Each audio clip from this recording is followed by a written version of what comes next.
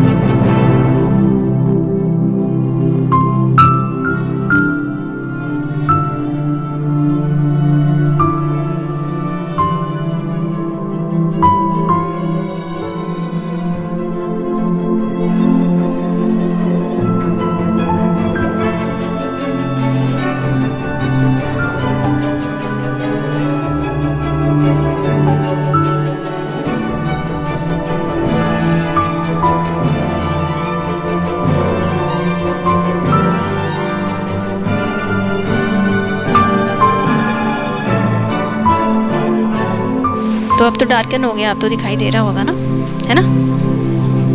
सो अभी क्या करना है, आपने हेयर्स के ऊपर जो डार्क कलर करना है आपने वो करना है। तो आगे का प्रोसेस तो आपको पता ही है, वो लास्ट टाइम भी मैंने एक्सप्लेन किया था, तो इसलिए मैं ज़्यादा वॉइस ओवर नहीं करना चाहती थी। मैं चाहती हूँ आप देख के सीखो, क्योंकि ये चीज़ें देख के सीखने से आती हैं, है ना। तो आप देखो और करो एंजॉय, ठीक है ना।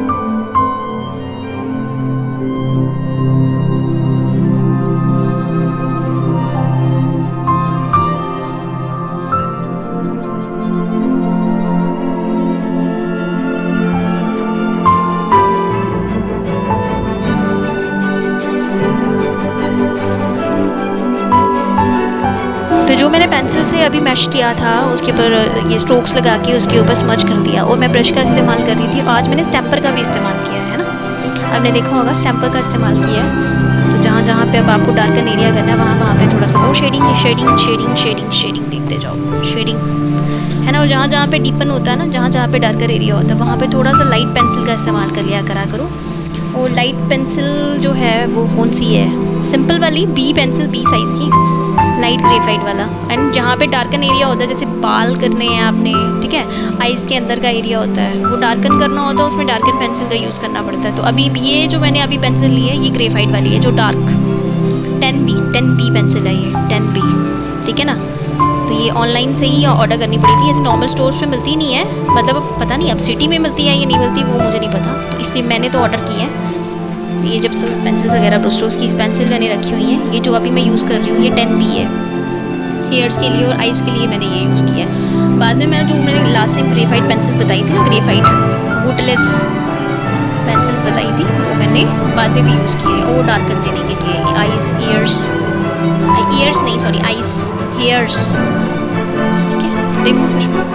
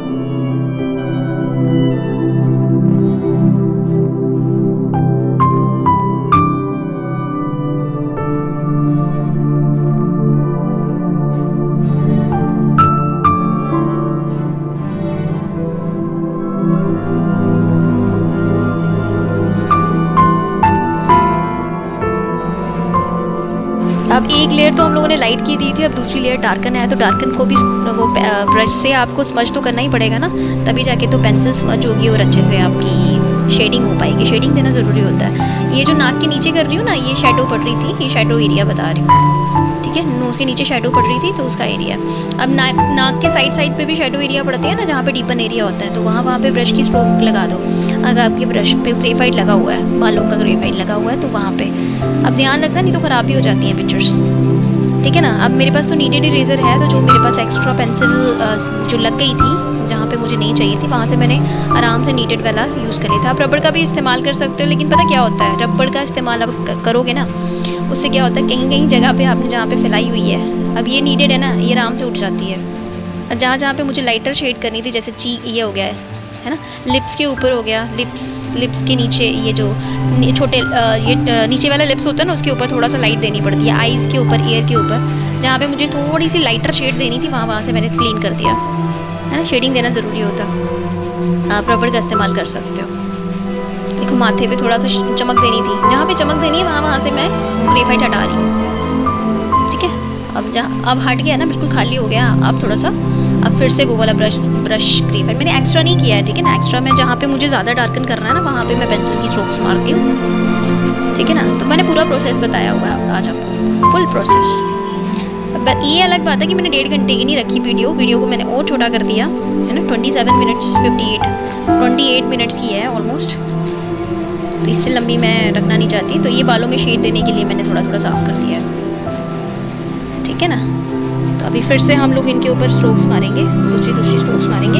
तो आप 3-4 लेयर्स कर लेते हो ना, तो ऑलमोस्ट आपके ओरिजिनल बन जाते हैं। मैं डार्कन ग्रेफाइट का इस्तेमाल करने वाली हूँ, ठीक है ना। नोज़ के नीचे जो अंदर वाला पार्ट होता है, नोज़ के नीचे, लिप्स के आगे पीछे, आईज़ के अंदर आपकी लैशेस, आई लैशेस, छोटी छोटी आई लैशेस, ठीक है ना, वहाँ पे। फिर आईब्रोज, ठीक है, वहाँ उसके ऊपर बाद आपके हेयर्स को तो डार्कन करना ही करना है ना, हेयर को डार्कन करना पड़ता है। आप और टाइम लगा के और ज़्यादा रियलिस्टिक पिक्चर्स बना सकते हो। अब मैं कल या परसों में, आप पता क्या लेकर आऊँगी, मैं लेकर आऊँगी वो क्या बोलते हैं, how to draw lips, realistic lips, and उसके बाद आईज़ लेकर आऊँगी या नोज़ लेकर आऊँगी, how to draw realistic nose and lips and all, ठीक है ना। तो धीरे धीरे एक आपको रियलिस्टिक चीज़ें बनाना सिखाते हैं। ये भी मैंने भी सीखी हैं, और ये सब मैंने यूट्यूब से ही सीखा हुआ है, क्योंकि मेरे पास कोई प्रोफेशनल टीचर नहीं है, ना ही क्योंकि मैंने डिग्री कुछ और की हुई है। मैंने कोई ये आर्ट एंड क्राफ्ट की डिग्रीज नहीं ली है, मैं मास्टर इन साइंस हूँ, लेकिन ये मेरा प्रोफेशन नहीं है, ये मेरा शौक़ है, हॉबी। पेंटिंग करना मेरी हॉबी है। तो देख देख के मैं सीख जाती हूँ, तो आपको भी सिखा सकते हैं, है ना। आपको भी पेंटिंग करना अच्छा लगता होगा ना। तो चलो फिर देखो अब फाइनली क्या कर रही हूँ। अब मैं 2-3 स्ट्रोक्स और ले रही हूँ, और उसके बाद फिर से मैं इसको अपने ब्रश के साथ स्मज करूँगी, तो और ज़्यादा रियलिस्टिक लुक्स आना शुरू हो जाते हैं। फेस के साथ जो फेस है वो बाहर निकलना शुरू हो जाता है, ऐसा लगता है कि बाहर निकलना शुरू हो जाता है, 3D बनना शुरू हो जाता है। जब आप डेप्थ देना शुरू हो जाते हैं ना फेस को, तो वो 3D बनना शुरू हो जाता है। तो चलो देखो अब।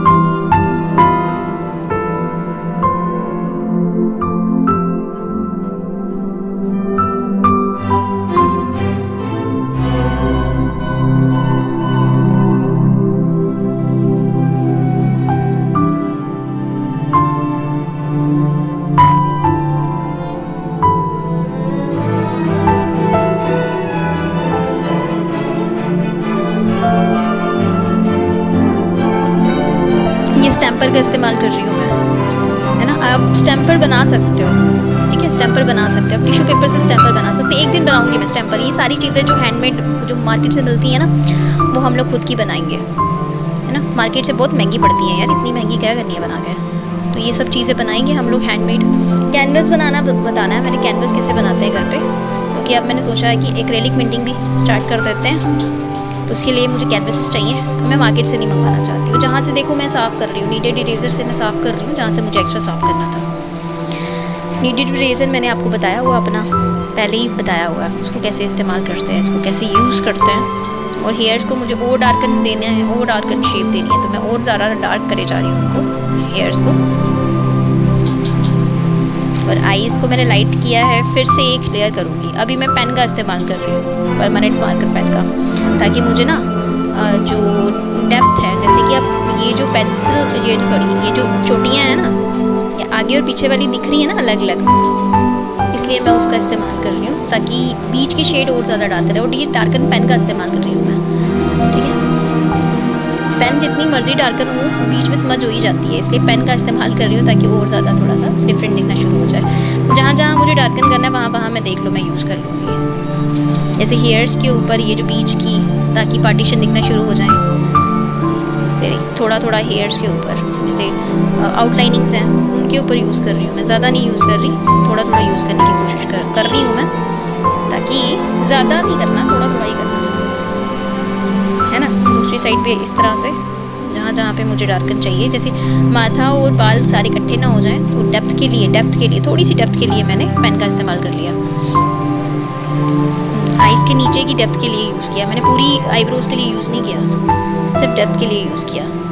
अब आइज़ के ऊपर भी कर लेती हूँ, यहाँ पे भी मुझे डार्कन चाहिए था, ठीक है। अंदर आई बॉल्स के ऊपर भी मुझे डार्कन चाहिए थोड़ा, तो यहाँ पे भी यूज़ कर लिया मैंने। अब दिख रही है ना आँखें बाहर निकली हुई प्यारी सी। तो इसी तरह से आप और ज़्यादा, मतलब जितना देखो गुड़ डालोगे उतना मीठा हो जाएगा, जितनी आप मेहनत करोगे ना किसी पिक्चर पे, वो उतनी ही अच्छी दिखना शुरू हो जाती है। हाँ, कचरा करने से बेटर है आधे में छोड़ दो, आधे में नहीं मतलब थोड़ा करके छोड़ दो, ज़्यादा अच्छा बनाने के चक्कर में ख़राब नहीं करना है, ठीक है। तो अभी मेरे को पेंसिल आई थिंक डार्क लग रही है, तो मैंने ना दूसरी पेंसिल पकड़ के, तो वो अब देखो नीचे का पार्ट थोड़ा सा लाइटर लग रहा है ना, तो अभी थोड़ा डार्कन पेन करके उसको यूज़ कर लो। ये रब था एक्स्ट्रा पार्ट, फिर से जो एक्स्ट्रा पार्ट है वो इरेज़र से रब कर लो। ये मैंने इरेज़र रखा हुआ है, मोनो इरेज़र, उससे मैं बीच बीच का जो एक्स्ट्रा पार्ट है वो मैं रब कर रही हूँ, ठीक है।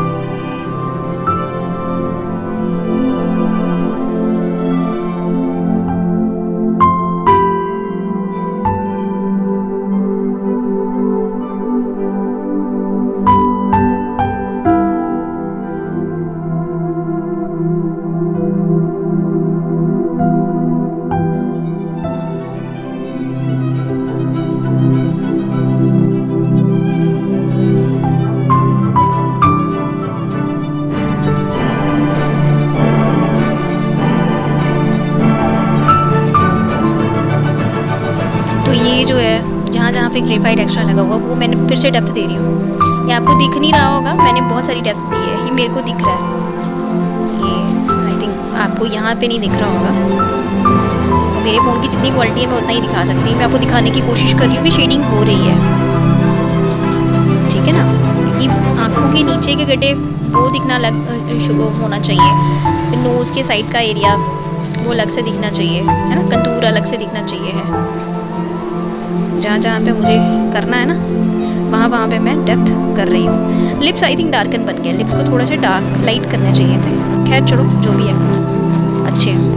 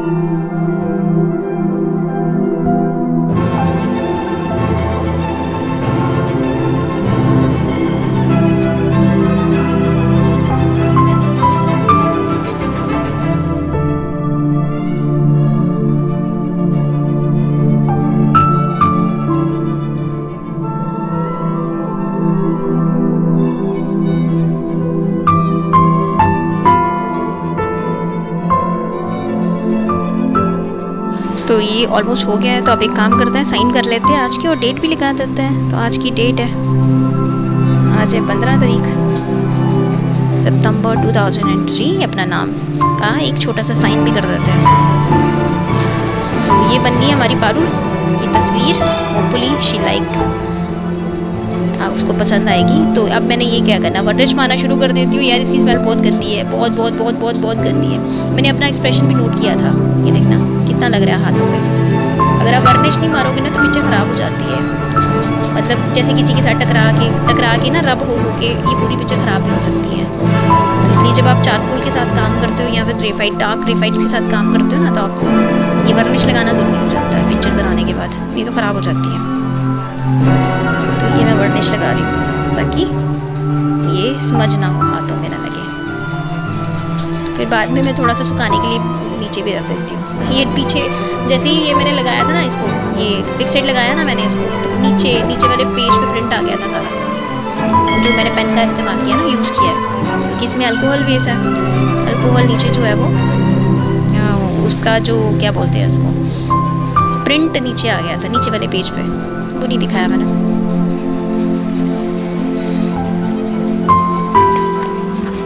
चलो, सो कैसा लगा आपको? Hopefully you like it. तो don't forget to like, share, subscribe the channel. Okay, so thanks for watching. सायोनारा, मिलते हैं दोबारा। Bye bye, take care.